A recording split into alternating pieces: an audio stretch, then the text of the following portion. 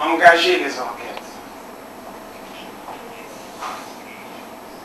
Le juge a fait droit à cette demande. Mais le greffe s'est opposé. Le greffe s'est opposé à une décision de juge. Il est vrai que cette opposition vient d'être renversée à minima. Mais au moment où nous vous parlons, nous n'avons pas encore débuté nos enquêtes.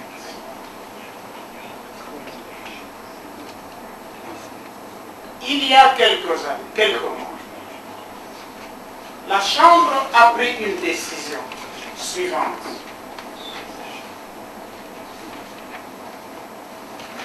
La défense a le droit de procéder à ces enquêtes dans un délai de 5 mois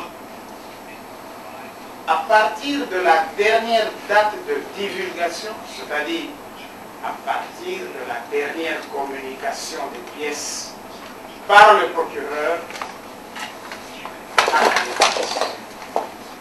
Et la date limite imposée à l'accusation était le 30 novembre 2009. Mesdames, Messieurs de la presse, à ce jour, le procureur qui mène une enquête depuis 8 ans n'a pas encore déposé son dernier document qui ne nous sera communiqué que le 17 ou le 7 décembre, alors que le procès aura déjà débuté à partir d'aujourd'hui. Qu'est-ce que ça dit? Conformément à la décision de la Chambre, le procès aurait dû commencer 5 mois après le 17 pour permettre à l'accusation, plutôt à la défense, de mener ses enquêtes. Quelle n'est pas notre surprise? Il y a 1 mois d'apprendre cette décision n'était plus d'application et que le procès commençait aujourd'hui. Mais soyez sans crainte. Nous ne nous larmoyons pas. Regardez dans les yeux.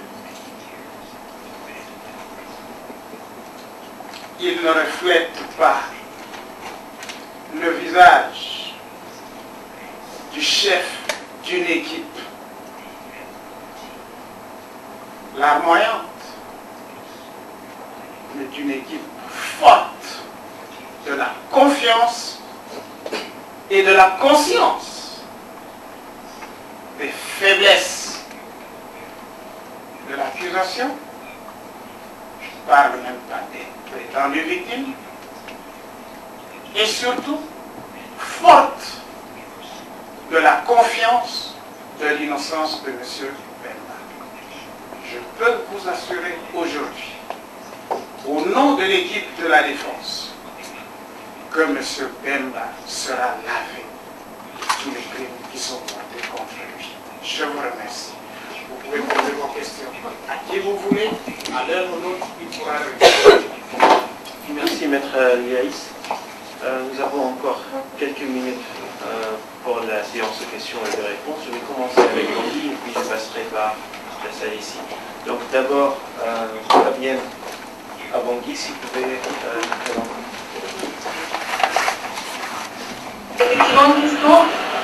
Voilà, je suis Balassem de la radio de Kerouka. La question est la suivante. D'après la défense, on se rend compte finalement que la défense de Bemba n'est pas toujours prête pour aller à ce procès. Est-ce que c'est le cas? Non.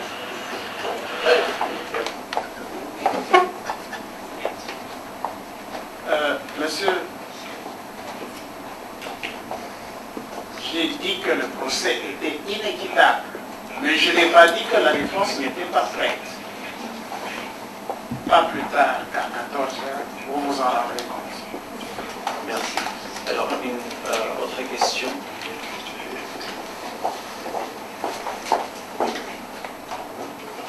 James Mumbo, rédacteur de magazine Event Magazine.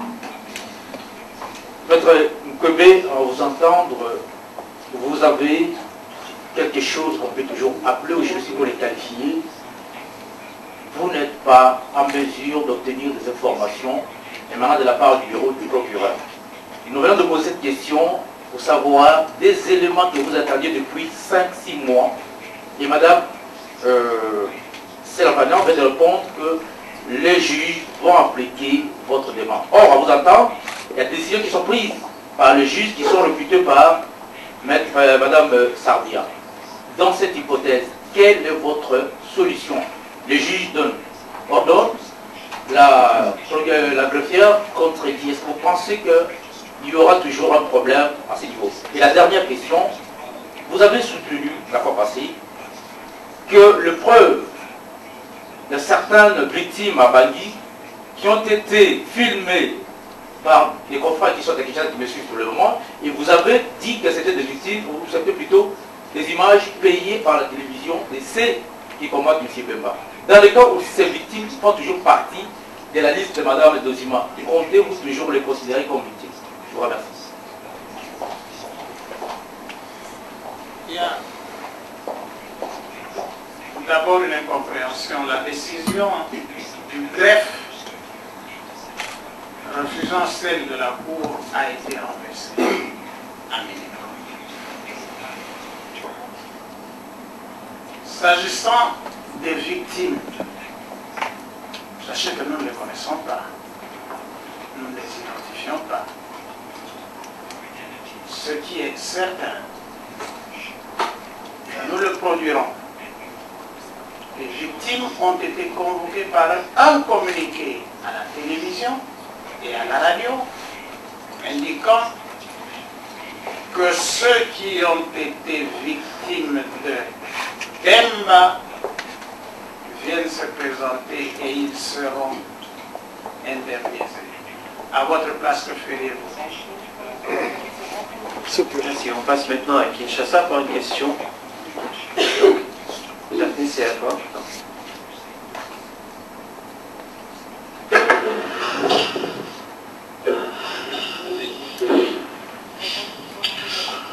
Oui, bonjour, c'est Patrick Chamala, journaliste à TLC du groupe de presse Le Potentiel. Je voudrais poser la question à l'équipe de défense. Jean-Pierre Bemba se présente tous sont Français en détenu finalement, alors que vous auriez voulu qu'il nous soit en personne libre. Dites-nous dans quel état d'esprit lui-même va affronter son procès. On vous a vu afficher un certain optimisme, mais en suivant tout ce que vous avez dit, qualifiant cette affaire d'inéquitable, d'injuste, est-ce que finalement ce n'est pas un optimisme payant? De deux, je voudrais savoir, la Chambre d'appel a décidé qu'on réexamine les conditions de détention de Jean-Pierre Bemba, estimant que la Chambre de première instance 3 n'a pas examiné tous les éléments. Pouvez-vous nous dire si, oui ou non, il y a des circonstances qui ont évolué pour qu'il obtienne une liberté provisoire? Merci. Je ne sais pas si vous avez bien entendu. Je vous remercie.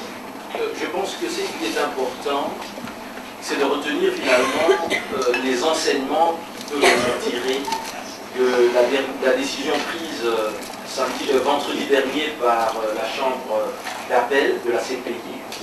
Nous avions effectivement interjeté appel contre la décision de la Chambre de première instance qui avait décidé de prolonger à nouveau la détention du sénateur Jean-Pierre Bemba.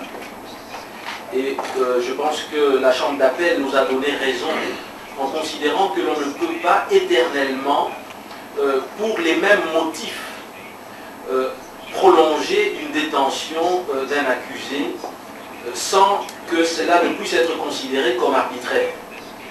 Nous considérons dès lors qu'à ce jour, le sénateur Jean-Pierre Bemba est détenu sans que des motifs suffisants ne puissent justifier cette détention. Nous attendrons dans les prochains jours une nouvelle décision qui sera rendue par la Chambre de première instance et qui examinera si finalement il y a véritablement ou pas des motifs qui justifieraient qu'il continue encore à être détenu. Nous constatons pour notre part que tout récemment devant la CPI, dans la situation au Soudan, M. Abou Garda a été autorisé à comparaître en homme libre. Nous demanderons bien entendu que cela soit appliqué aussi au sénateur Bemba. Nous soumettrons et nous réservons la primeur des éléments nouveaux à notre disposition à la Chambre de première instance et nous attendrons pour bientôt une réaction quant à ceux.